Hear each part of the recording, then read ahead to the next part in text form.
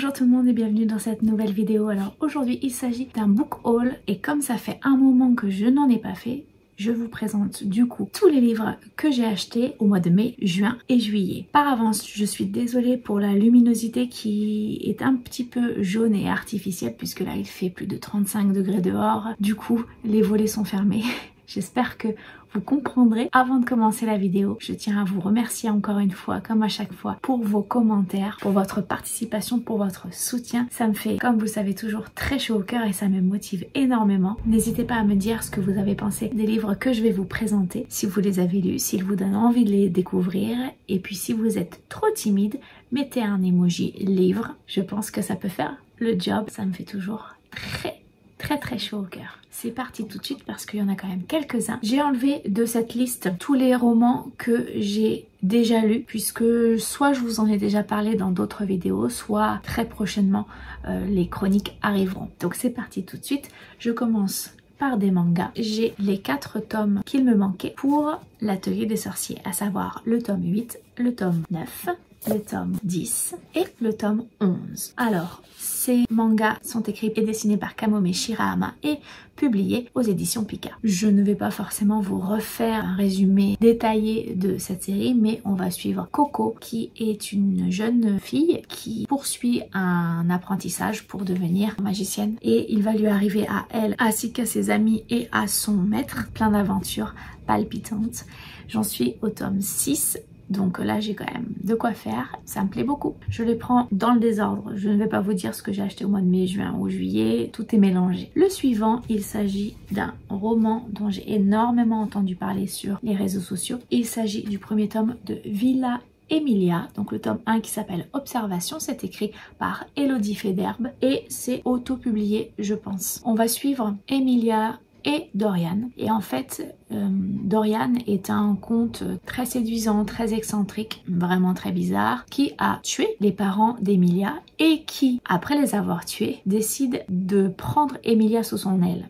Alors c'est déjà très particulier. Emilia, elle ne rêve que d'une chose, c'est de se venger. Et si j'en crois mes souvenirs, Dorian va la former aux arts du meurtre. Voilà, je sais pas trop, ça a l'air un peu particulier.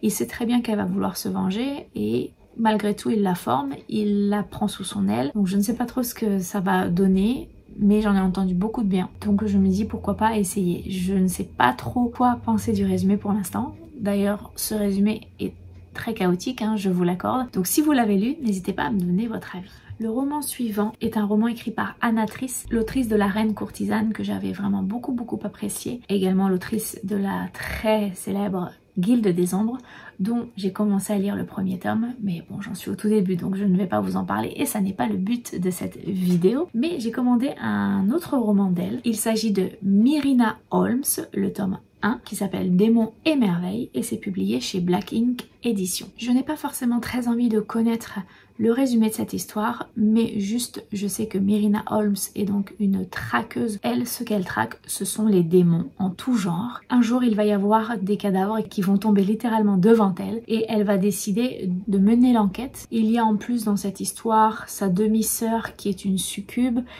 qui se met à fréquenter un homme qui regrouperait tous les péchés capitaux apparemment et qui lui aimerait plutôt attirer Myrina.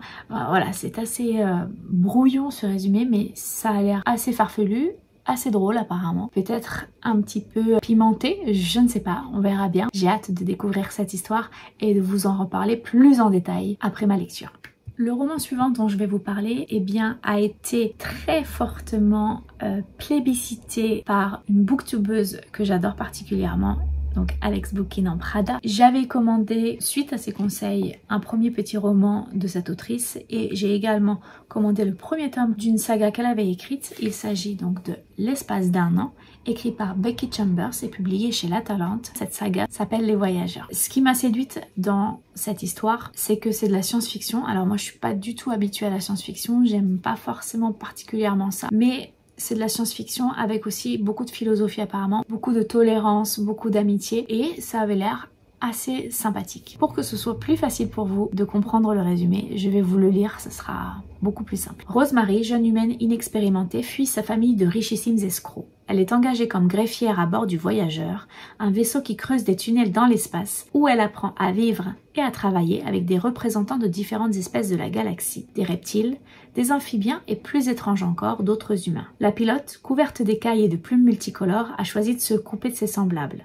Le médecin Equisto occupe ses 6 mains à réconforter les gens pour oublier la tragédie qui a condamné son espèce à mort. Le capitaine humain pacifiste aime une alien dont le vaisseau approvisionne les militaires en zone de combat. L'IA du bord hésite à se transférer dans un corps de chair et de sang. Les tribulations du voyageur, parti pour un trajet d'1 an jusqu'à une planète lointaine, composent la tapisserie chaleureuse d'une famille unie par des liens plus fondamentaux que le sang ou les lois, l'amour sous toutes ses formes. Ça me tente vraiment beaucoup de le lire, celui-ci. Le roman suivant dont je vais vous parler, eh bien, il s'agit d'un achat que j'ai effectué lorsque j'étais en vacances en Angleterre cet été et il rejoint ma collection de David Walliams puisqu'il s'agit d'un nouveau recueil de nouvelles de sa part qui s'appelle The World's Worst Teachers. C'est publié chez HarperCollins. Quand j'ai vu ce titre, forcément tout de suite ça m'a sauté aux yeux puisque je suis moi-même professeure et donc je me suis dit que ça pouvait être assez rigolo et assez cocasse de lire ces différentes nouvelles qui regroupent eh bien des histoires de professeurs tous plus bizarres, incompétents, mauvais les uns que les autres. C'est toujours aussi savoureux, je l'espère. C'est en collaboration avec Tony Ross, son illustrateur de toujours. Attention, le tout nouveau qui vient de sortir, dont je vous ai parlé la dernière fois, est illustré par une nouvelle personne. Mais là, on est toujours avec Tony Ross. Et ce que j'aime beaucoup avec ces recueils, c'est qu'ils sont en couleur. Voilà, je vous en reparlerai très prochainement. Évidemment, je ne vous l'ai pas dit, mais comme je l'ai acheté en Angleterre, il est en anglais.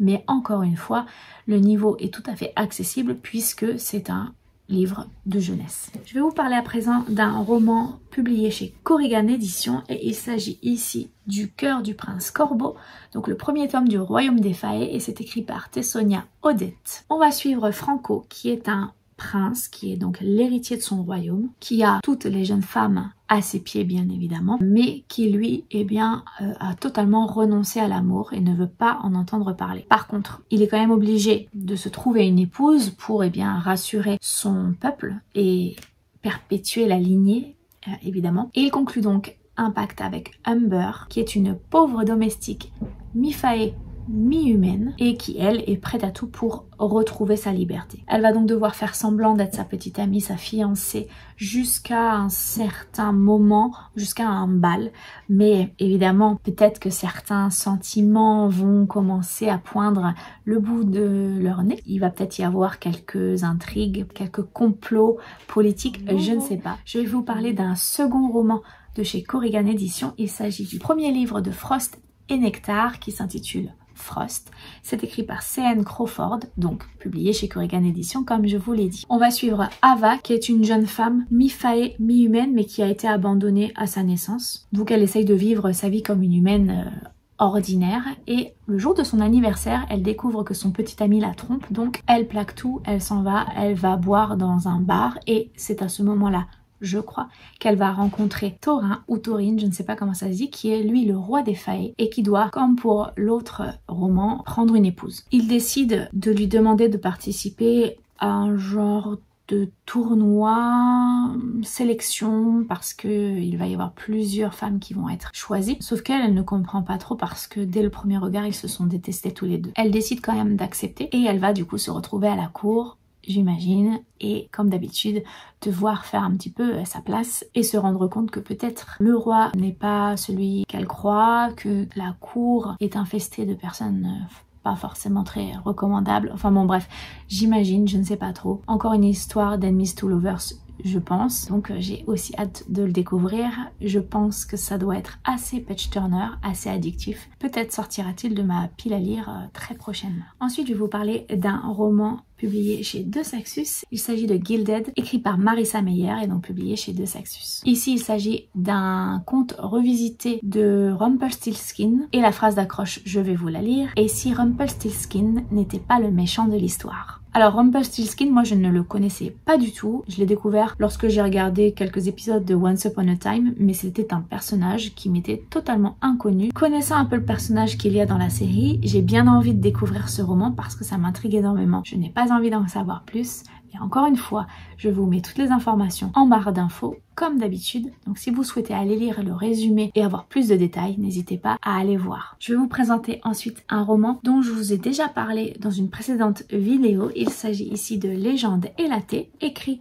par Travis Baldree et publié chez Yinis Éditions. On va suivre Vive, qui est une orque mercenaire et qui décide un jour d'ouvrir un café. Elle est aidée par une succube et ce qui va faire un petit peu toute l'histoire de ce roman, c'est que le fait d'ouvrir un café dans ce monde est un défi un petit peu risqué puisque ce breuvage, cette boisson n'est pas du tout connue ni forcément beaucoup appréciée par les gens et donc elle va quand même prendre le pari d'ouvrir ce café. Sauf que évidemment il va y avoir des personnages mal intentionnés qui vont essayer de tout faire pour lui mettre des bâtons dans les roues et donc aidée de son amie Succube, elle va tout faire pour protéger ce café et en faire une affaire florissante. Ça n'est pas, je pense, une fantaisie épique avec plein de batailles, etc. Je pense que c'est plutôt quelque chose qu'on pourrait rapprocher du cozy fantasy, je sais pas trop si ça se dit. C'est plutôt, je pense, un roman un peu d'ambiance. J'espère qu'il y aura de l'humour dedans. Je pense le lire assez vite, avant la fin de l'année j'espère, pour pouvoir vous en reparler plus en détail. Et enfin le dernier roman dont je vais vous faire la présentation aujourd'hui, il s'agit de Redstone, écrit par Charlotte Embrun et publié chez Big Bang. Il s'agit ici d'une histoire de piraterie qui fait partie, si vous avez vu ma vidéo de ma pile à lire du mois d'août, je n'ai pas encore lu, je ne sais pas si je vais y arriver puisque on se rapproche de la fin août, mais en tout cas il ne va pas rester dans ma pile à lire bien longtemps, je l'espère du moins. Dans cette histoire on va suivre Evie qui est une orpheline et qui va réussir à embarquer sur le Redstone, donc un bateau pirate, dirigé par un redoutable pirate, qui est connu pour la pierre rouge qu'il porte autour du cou et qui le rend invincible. Le capitaine, un jour, va lui donner une mission et cette mission, ça va être de mettre la main sur une mystérieuse carte disparue. Donc voilà, on va partir à la chasse au trésor et j'avoue que ça me tente vraiment beaucoup.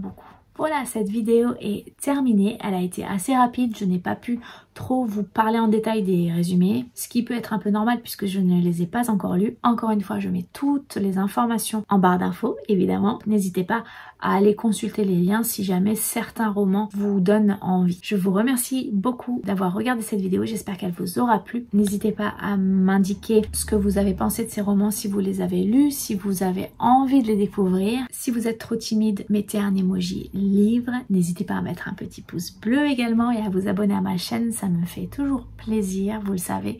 Et puis en attendant la prochaine vidéo, eh bien, je vous souhaite de passer une très bonne journée, de faire de très belles découvertes livresques et je vous dis à bientôt. Salut!